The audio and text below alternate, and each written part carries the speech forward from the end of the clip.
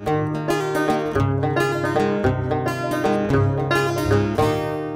FRCA, le GDS, l'ARP et le CIRAD vous présentent Terre d'ici, spécial Rita Animal.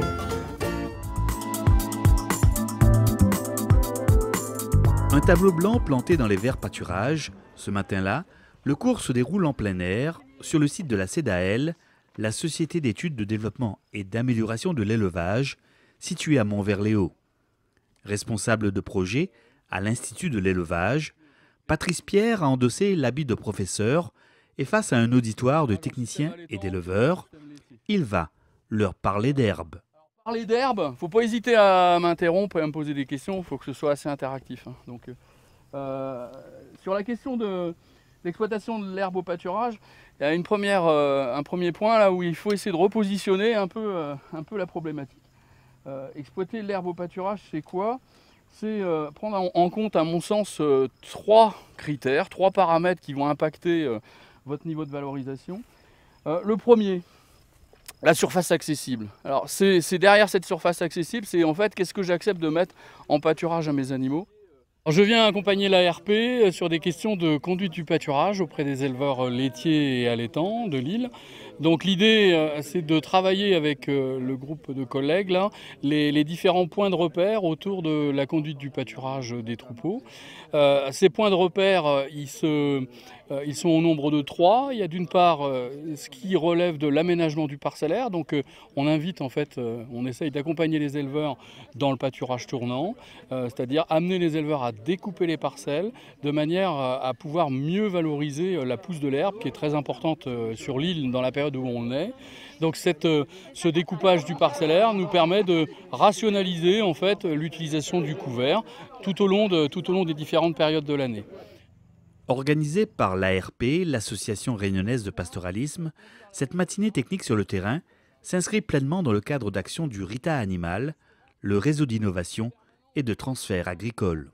Ça, ce sont des animations qui sont complètement dans un esprit Rita, en fait, où sur un sujet technique donné, très spécifique, on va réunir, là, par exemple, donc un expert, des techniciens et des éleveurs, et donc avec des échanges qui sont très intéressants et un transfert de connaissances sur ce qui se fait au niveau de l'ARP, là par exemple, sur tout le travail des prairies.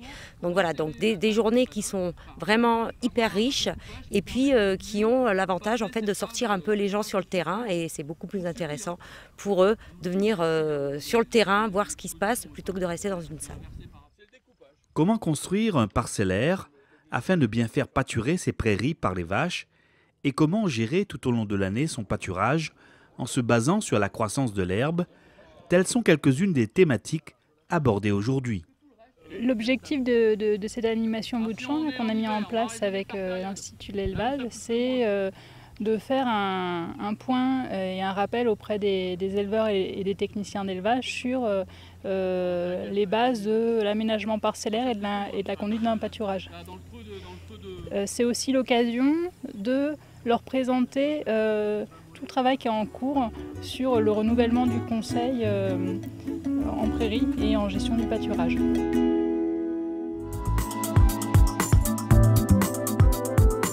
Apporter des conseils techniques judicieux aux éleveurs afin que ces derniers puissent mieux gérer leur pâturage, c'est l'une des missions de l'ARP. Pour ce faire, l'Association réunionnaise de pastoralisme a mis en place récemment un observatoire de la pousse de l'herbe.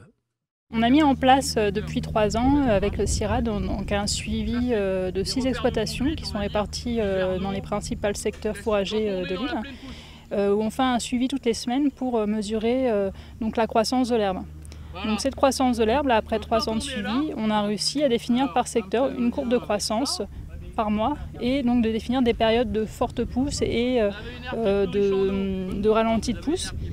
Cette courbe de croissance de l'herbe par secteur, elle va nous permettre de donner du conseil qui est adapté. Donc on va découper l'année en 4 périodes. Une période de démarrage de la pousse de l'herbe, une période de forte pousse, une période de décroissance de la pousse de l'herbe et une période où la croissance va être plutôt ralentie. Et en fait, on ne va pas gérer son pâturage de la même façon à ces différentes périodes si on veut bien valoriser ces prairies. pour éviter le gaspillage en période de pleine pousse et assurer une alimentation à son troupeau pendant la période de décroissance. En gérant bien sa ressource en fourrage, l'éleveur pourra ainsi mieux valoriser son pâturage. C'est de mieux valoriser son pâturage, c'est de mieux valoriser la pousse de l'herbe qui est très importante et très fluctuante entre les différentes périodes de l'année. Là, on est dans une phase où l'herbe explose, donc on est beaucoup débordé par la végétation. Donc le fait d'amener du découpage dans les parcelles, ça permet de mieux utiliser ce couvert. Alors ça amène aussi l'éleveur à prendre conscience que sur un certain nombre de parcelles, on va devoir gérer un excédent par la fauche. Dans le cas de parcelles mécanisables, on va faucher un certain nombre de ces parcelles de manière à avoir des repousses derrière qui soient de meilleure qualité.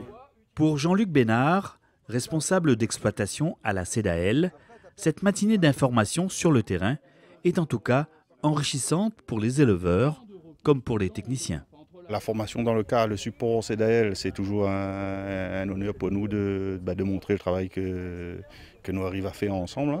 Et l'idée, c'est que si les éleveurs viennent surtout avec l'AIEP chez nous, c'est qu'ils prouvent que la CEDAEL a toujours sa place en tant que support. Et les résultats, ils montrent que ce soit l'état des animaux, et même au niveau qualité de l'herbe. Et donc, c'est toujours enrichissant de partir sur ces journées de formation. Et puis aussi, c'est de montrer que nous, la vache d'abord, c'est l'herbe. Et donc là, nous, là en plein dedans. Et donc, nous voudrions continuer et puis voire même améliorer le système. Tout l'enjeu du pâturage tournant, c'est dans la rationalisation de l'utilisation du couvert, de l'amener à valoriser une herbe de meilleure qualité, une herbe plus jeune. Et derrière l'herbe jeune, c'est de la valeur énergétique et une valeur azotée qui est très intéressante pour l'animal. Là, on a beaucoup à gagner en termes de qualité du pâturage et on a des végétations qui sont souvent pâturées trop tardivement et qui, de ce fait-là, ont perdu en valeur et ne vont pas forcément permettre d'exprimer tout le potentiel qu'elles pourraient avoir sur des vaches laitières ou des vaches allaitantes. L'objectif final de ce type d'animation, c'est que les éleveurs aient de quoi améliorer leurs pratiques et pouvoir améliorer leur gestion, leur pâturage de leur prairie et donc leurs résultats géotechniques derrière.